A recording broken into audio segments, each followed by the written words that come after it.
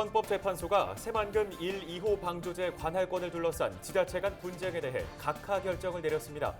헌재의 이번 결정이 대법원 판단에 어떤 영향을 미칠지 주목됩니다. 구절초 테마공원에서 다량의 구석기 시대 유물이 발견됐습니다. 발굴 조사를 마친 정읍시는 유물보다 사업이 우선이라는 입장입니다.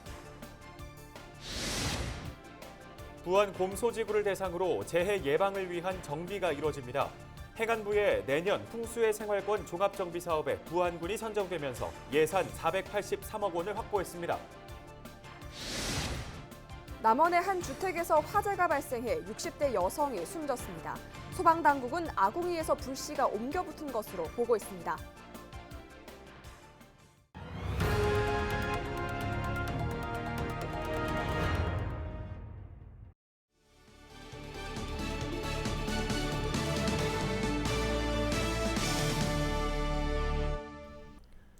여러분 안녕하십니까? 헬로티비 뉴스 전북 시작합니다. 헌법재판소가 새만금 1, 2호 방조제 관할권을 둘러싼 지자체 간 분쟁에 대해 각하 결정을 내렸습니다. 즉 헌재가 판단할 사항이 아니라는 건데요. 4년 넘게 이어지고 있는 권한 다툼, 보도국 연결해 자세한 내용 알아보겠습니다. 네, 정명기 기자, 이 헌재 결정이 언제 어떻게 나온 건가요? 네, 24일 오후 2시 10분쯤 결정이 난 건데요. 새만금 1호 방조제는 부안, 2호는 김제 관할로 판단한 행안부 분쟁조정위원회의 결정이 위헌이라는 헌법소원을 각하한 겁니다. 다시 말해 현재 심판 대상이 아니라는 겁니다. 지난 2015년 당시 중앙분쟁조정위원회는 1호 방조제인 새만금 전시관부터 가리역도까지 4.7km 구간은 부안군, 2호 방조제인 가리역도부터 신시도까지 9.9km 구간은 김제시에 귀속시키기로 했습니다. 그러나 1m도 얻지 못한 군산시는 공유수면을 관리해온 관할권이 무시됐다며 4년 전 헌재에 권한쟁의 심판을 청구했습니다. 헌재는 새로운 매립지에 대해 기존 지자체의 자치 권한을 침해하거나 그럴 위험이 있다고 보기 어렵다고 설명했는데요. 관할권에 대한 결정 권한은 행안부 장관에 있다는 것을 의미하는 것으로 해석할 수 있겠습니다. 일단 김제시는 헌재 결정에 환영의 뜻을 나타냈는데요. 김제시의 입장을 들어보겠습니다. 새만금 사업이 차질 없이 진행될 수 있도록 상생과 발전으로 나가는 전환점이 되기를 간절히 희망합니다. 이 새만금 행정구역 갈등 장기간 계속되고 있는데 마무리가 좀 될까요? 어떨까요? 네, 그렇습니다. 새만금 사업 기구가 더 이상 반목과 갈등으로 비춰선 안 될 텐데요. 그러나 아직 대법원의 판단이 남았습니다. 군산시가 5년 전 대법원에도 행정구역 결정 취소 소송을 제기했기 때문인데요. 아직 변론 기일조차 잡히지 않은 상태입니다. 새만금 3, 4호 방조제에 대한 대법원 판결이 3년 걸린 것과 비교하면 재판이 너무 더디다는 말이 나오는 이유입니다. 행정구역을 둘러싼 갈등은 지자체 간 이해관계가 첨예하게 엇갈리기 때문에 대화나 협의를 통한 해결이 사실상 불가능하다고 보이는데요. 이번 헌재 결정이 대법원의 최종 판단에 어떤 영향을 미칠지 주목됩니다. 네, 관련 내용 여기까지 듣겠습니다. 지금까지 보도국 정명기 기자였습니다. 다음 소식입니다. 정읍시는 관광 산업을 발전시키기 위해 대규모 구절초 테마공원에 100억 원이 넘는 사업을 추진하고 있습니다. 그런데 해당 부지에서 구석기 시대 유물이 대량 발견돼 학계의 관심을 모으고 있는데요. 일단 정읍시는 유물보다 진행 중인 사업이 우선이라는 입장입니다. 이진철 기자가 보도합니다. 정읍 구절초 테마공원입니다. 최근 이곳에서 구석기 시대 유물 발굴 조사가 끝났습니다. 올 봄부터 지난달까지 발굴 조사를 한 결과 발견된 유물만 모두 1000여 점에 달합니다. 지난해 이곳을 지방정원으로 만들기 위해 시굴 조사를 하던 중 구석기 시대 유물이 대거 발견됐습니다. 정읍시는 난감한 상황에 처했습니다. 정읍시는 이곳에 지방정원을 조성하고 관련 상품 판매장을 설치하는 등 120억 원이 넘는 사업 3개를 추진하고 있기 때문입니다. 기반시설 조성 사업의 경우 유적 조사로 인해 사업 추진이 미뤄지고 있는 상황.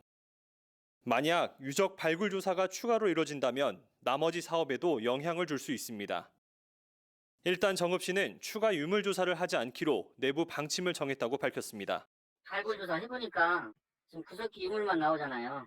뭐 신석기 시대 물건은 하나도 안 나오고 구석기만 나오니까 여기는 그냥 덮는 걸로 이렇게 우리는 잠정적으로 결정을 봤어요. 이에 대해 학계에선 안타깝다는 반응입니다. 구석기 후반 유적에서 신석기 시대 특징을 가진 유물이 나오는 건 드문 일이어서 조사 가치가 높다는 겁니다. 후기 구석기 시대의 유물에서 마연에 갈아 쓴 흔적이 보인다. 그러면 후기 구석기 시대의 양식을 탈피한 그 유물이 여기서 나왔다는 얘기인데 대단한 거죠. 묻을 게 아니라 이 유물을 보존하기 위해서 야외 전시장을 조성을 해서 조사할 가치가 있다는 학계 입장과 달리 정읍시는 충분히 조사했고 이미 진행 중인 구졸초 사업도 늦출 수 없다는 입장. 정읍시가 유물 보존과 사업 추진을 논란 없이 병행할 수 있을지 관심이 모아지고 있습니다. 헬로티비 뉴스 이진철입니다. 남원의 한 주택에서 화재가 발생해 60대 여성이 숨졌습니다. 지난 23일 오후 6시쯤 남원시 주천면의 한 주택에서 화재가 발생했습니다. 불이 나자 주택에 머무르고 있던 68살 여성 A씨와 가족 2명은 집 밖으로 대피했으나 잠시 후 A씨가 중요한 물건을 챙기기 위해 다시 집 안으로 들어갔습니다. 하지만 A씨는 거센 불길에 미처 빠져나오지 못해 숨진 것으로 알려졌습니다. 경찰과 소방당국은 아궁이에서 불씨가 옮겨 붙은 것으로 보고 정확한 화재 원인을 조사 중입니다. 미스 춘향 진에 뽑힌 신슬기 씨가 마스크 2만 장을 남원시에 기탁했습니다. 신 씨는 춘향 선발대회 기간에 수해로 어려움을 겪는 주민들의 모습을 보고 마스크를 기부할 생각을 했다고 밝혔습니다. 신 씨는 춘향제 행사의 하나로 지난 10일 남원에서 열린 춘향 선발대회에서 미스 춘향 진에 선정됐습니다. 풍수해에 취약한 부안 곰소지구를 대상으로 재해 예방을 위한 종합적인 정비가 이뤄집니다. 부안군은 행안부의 내년 풍수해 생활권 종합 정비 사업에 부안군 곰소지구가 선정됐다고 밝혔습니다. 예산 483억 원을 확보한 부안군은 파도가 방파제를 넘는 것을 방지하는 시설이나 급경사지 정비와 같은 재해 예방 사업을 2025년까지 진행할 계획입니다. 부안군수의 설명을 직접 들어보겠습니다. 이제 우리 주민들이 재해로부터 안전하게 생업에 종사할 수 있는 항구적인 대책을 마련하게 되었습니다.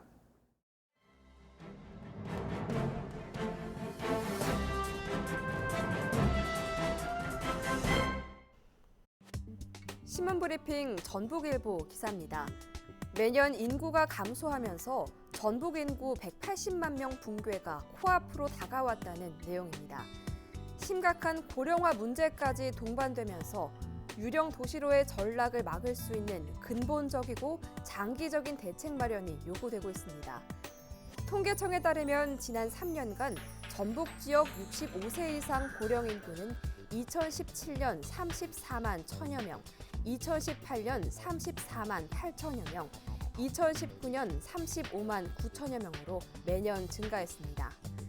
이는 전체 인구수 대비 고령 인구 비율도 각각 18.7%, 19.1%, 19.9%로 상승해 10명 중 2명은 고령 인구에 속할 정도인데요. 심지어 향후 2047년에는 69만 5천 명으로 크게 증가해 전국에서 고령 인구 구성비가 4번째로 높을 것으로 전망돼 역삼각형의 인구 구조 형성이 위험한 수준입니다. 또한 사망자 수도 고령 인구가 80%를 넘어서고 있는 실정인데요. 결국 고령 인구가 많을수록 전북 도민들의 수도 줄어들고 감소폭도 커질 수밖에 없다는 현실을 보여주는 셈입니다. 실제 지난 2010년부터는 지속적으로 인구수가 내리막길을 걷고 있습니다. 지난달 기준 도내 인구수는 180만 7천여 명으로 인구 200만 명을 넘어섰던 지난 2001년과 비교해 10%가량이 줄었습니다. 지난 20년간 전입자에서 전출자를 뺀 인구 순이동을 살펴보면 2011년도를 제외한 모든 연도에서 전북 지역을 떠난 도민들이 더 많았습니다. 특히 2012년부터 1,000명대를 보이던 순유출이 2018년부터 13,000여 명, 2019년 12,000여 명으로 10,000명대로 돌아섰습니다. 인구 감소 속에 고령 인구는 증가하면서 적극적으로 인구 유입과 출산 장려 정책들을 확대해야 한다는 지적이 나오고 있습니다. 지금까지 신문 브리핑이었습니다.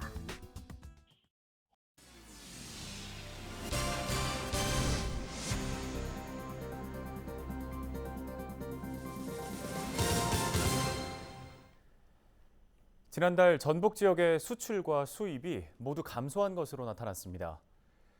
한국무역협회 전북본부가 발표한 전북도 무역 동향 자료를 살펴보면 전북 지역의 수출은 전년 같은 기간보다 14.3% 감소한 4억 2천만 달러를 기록했습니다. 4억 8천여만 달러였던 7월보다도 6천만 달러가량 감소한 수준입니다. 10대 수출 품목 가운데 동, 기타 화학공업 제품을 제외하고 정밀 화학 원료, 자동차, 합성 수지 등의 수출이 모두 감소했습니다. 전북경찰청이 고속도로 교통 사망 사고를 줄이기 위해 음주운전 특별 단속을 진행합니다. 경찰은 유흥가나 식당가가 밀집한 주요 시가지 인근 톨게이트를 중심으로 집중 단속할 계획인데요.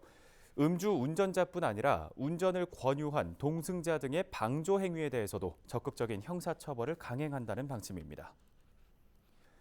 임산물 특화 제품 개발과 제품을 체험할 수 있는 임산물 체험단지가 정읍에 조성됩니다. 모두 50억 원이 투입된 임산물 체험단지는 올해 말까지 차향문화관과 임산물 향기온실, 목재 문화체험관 등을 갖춰 조성될 예정입니다. 시는 체험단지를 통해 관광객 수 증가와 임산물 소비 증대 효과를 기대하고 있습니다.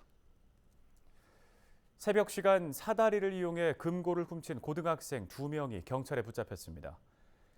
A군 등 2명은 지난 17일 오전 1시 48분쯤 정읍시 상동의 한 찜질방에 몰래 들어가 휴대용 금고를 들고 나온 혐의를 받고 있습니다. 조사 결과 찜질방 2층 뒷문이 잠겨있지 않은 것을 확인한 뒤 사다리를 타고 몰래 들어가 범행을 저지른 것으로 드러났습니다. 경찰은 이들의 범행 수법으로 미루어 여죄가 있을 것으로 판단해 추가 조사를 벌이고 있습니다. 정읍시가 코로나19와 아프리카 돼지열병 확산에 따라 제23회 전국 민속 소싸움 대회를 취소했습니다. 시는 예산 1억 5천여만 원을 들여 민속 소싸움 대회를 오는 10월 말에 개최할 계획이었는데요. 소싸움 대회가 취소됨에 따라 관련 예산을 전액 반납했습니다. 남원시는 한국국토정보공사의 LX 드론 활용센터를 유치했다고 밝혔습니다. 이 센터는 드론 이론과 실기 교육을 하는 시설이고요. 정비시설 등도 갖추게 될 예정입니다. 센터는 2022년까지 남원시의 주생면에 옛 주생비행장 대지 3만여 제곱미터에 건립될 예정입니다. 남원시가 추석 연휴 기간 승화당 일부를 폐쇄하기로 했습니다. 남원시는 코로나19 확산을 방지하기 위해 오는 30일부터 다음 달 4일까지 실내 추모 시설인 승화당을 폐쇄한다고 밝혔습니다. 대신 자연장지는 정상적으로 운영하지만 추모 시간을 20분 이내로 제한하고 2m 거리 두기를 적용합니다. 끝으로 날씨 정보입니다. 금요일 우리 지역 오전 기온은 14도, 낮 기온은 25도가 예상됩니다. 낮에도 선선한 가운데 낮과 밤의 일교차가 10도 내외로 크겠습니다. 이른 시간이나 늦은 시간에는 얇은 겉옷을 걸치고 외출하시는 게 좋겠습니다. 토요일에도 평년 수준의 기온을 보이겠습니다. 다만 일부 서해안과 동부 산지를 중심으로 바람이 시속 20에서 30km로 다소 강하게 부는 곳이 있겠습니다. 시설물 관리와 안전사고에 유의하시기 바랍니다. 지역별 낮 기온은 25도 안팎일 것으로 보입니다. 김제부안 임실 25도, 남원 순창 26도가 예상됩니다. 주간 날씨입니다. 중국 북부지방에 위치한 고기압의 가장자리에 들면서 하늘도 높고 구름 없이 대체로 맑겠습니다. 바다 날씨입니다. 우리 지역 바다의 하늘은 오전에 구름 많다가 오후부터 깨끗해지겠습니다. 바람도 잔잔해서 파고는 1m까지 얕게 일겠습니다. 날씨 정보였습니다. 헬로티비 뉴스, 오늘 저희가 준비한 소식은 여기까지입니다. 저희는 언제나 지역 주민 여러분 곁에 있겠습니다. 함께해 주신 여러분 고맙습니다.